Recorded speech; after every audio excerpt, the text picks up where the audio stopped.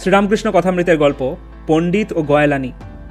পণ্ডিত এক মহাপণ্ডিত, গঙ্গার তীরে বাস করেন। তার সমস্ত শাস্ত্রের জ্ঞান এবং অনেক গুণী গুণী মানুষ এসে তার কাছে এসে শাস্ত্রের ব্যাখ্যা শোনেন। তার কাছে একজন গয়ালানি দুধ দিতে আসে। একদিন পণ্ডিত লক্ষ্য করলেন এই গয়ালানি ঠিক বেলা হয়েছে দুধ দিতে আসছে। তিনি তাকে বললেন, শোন এদিকে।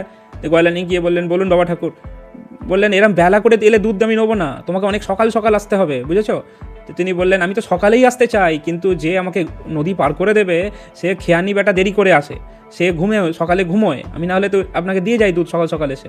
বললেন, সেটা তোর নিজস্ব ব্যাপার, আমি জানি না, যদি খুব সকালে এসে দুধ দিতে পারিস তাহলে তোর কাছে আমি দুধ নেবো, না হলে দুধ নেবো না।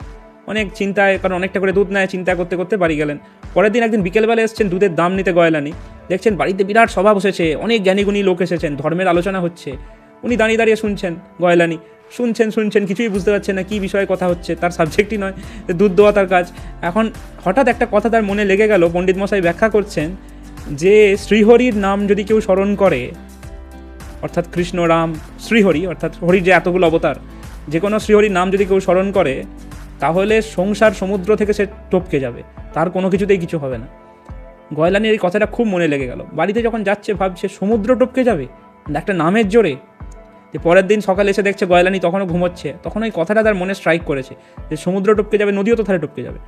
তখন শ্রীহরিকে স্মরণ করেছে, শ্রীকৃষ্ণকে তিনি দেখেছেন আগেও, ছবি তার কাছে আছে, স্মরণ করেছেন। আবার জাতীয় গয়ালানি স্মরণ করেছেন। তখন স্মরণ করতে করতে বিশ্বাসের কি আশ্চর্য মহিমা, নদীর ওপর হাঁটতে হাঁটতে হাঁটতে হাঁটতে ওপারে চলে গেছে। গিয়ে দেখছি, যখন গিয়ে হাজির হয়েছে, বলছে, দেখলি যেমন কুকুর তেমনি মুগুর, আগের দিন ভালো করে দিয়েছি, আজকে ঠিক সকাল সকাল দুধ দিতে চলে এসেছিস, তুই আমাকে বড্ড ঠকিয়েছিস।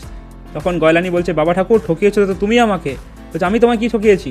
বলছে, তুমি তো বলোনি যে কোনো শ্রীকৃষ্ণের নাম স্মরণ করতে করতে নদী টপকে যাওয়া যায়। বলছে, তাই কখনো যায় নাকি? যে বললেন, তুমি তো আগের দিনে সবাই বলছিলে যে শ্রীহরির নাম স্মরণ করতে করতে সংসার সমুদ্র টপকে যাওয়া যায়। আমি ভাবলাম সংসার সমুদ্র টপকে যাওয়া যায়, নদী কি টপকাবে না? আজকে তো আমি টপকে চলে এলাম। যে বললেন, তাই কখনো হয়, চল দেখি। দিয়ে আবার যখন গেলেন, বলছে, এবার টপকে দেখা। গয়ালানির ওই রকম যেমনভাবে স্মরণ করেছিল, বিশ্বাসের শ্রদ্ধার সাথে স্মরণ করলো, ও টপকে টপকে চলে গেল। এই ভাবলেন, মহাপণ্ডিত আমি পারবো না, গয়ালানি টপকে চলে যাচ্ছে। কিন্তু টপকাতে যাওয়ার আগে ধুতিটা ভালো করে তুলে নিলেন। শ্রীরামকৃষ্ণ এইগুলো খুব ভালো করে নিশ্চয়ই বলেছেন, আমরা তো সেই সৌভাগ্য নেই, কী করে আমরা সেই শুনবো শ্রীরামকৃষ্ণের মুখে এই কথাগুলো। ধুতি তুলে নিচ্ছেন, বিশ্বাস তো নাই, জলে গেছে তো টপকাতে পারলো না। ইনি পারলেন না, গয়ালানি টপকে গেল। এইখানে শ্রীরামকৃষ্ণ যেটা বলতে চাইছেন আপনারা নিশ্চয়ই বুঝেছেন, বিশ্বাস বিশ্বাস বিশ্বাস। একবার বিশ্বাস নিয়ে এসে যা করে, তার জন্যে অনেক অনেক অনেক অনেক নাম জপ, ভক্তি, শ্রদ্ধা যা করবে করো, একবার সরল বিশ্বাস যদি চলে আসে সব কাজ হয়ে যাবে।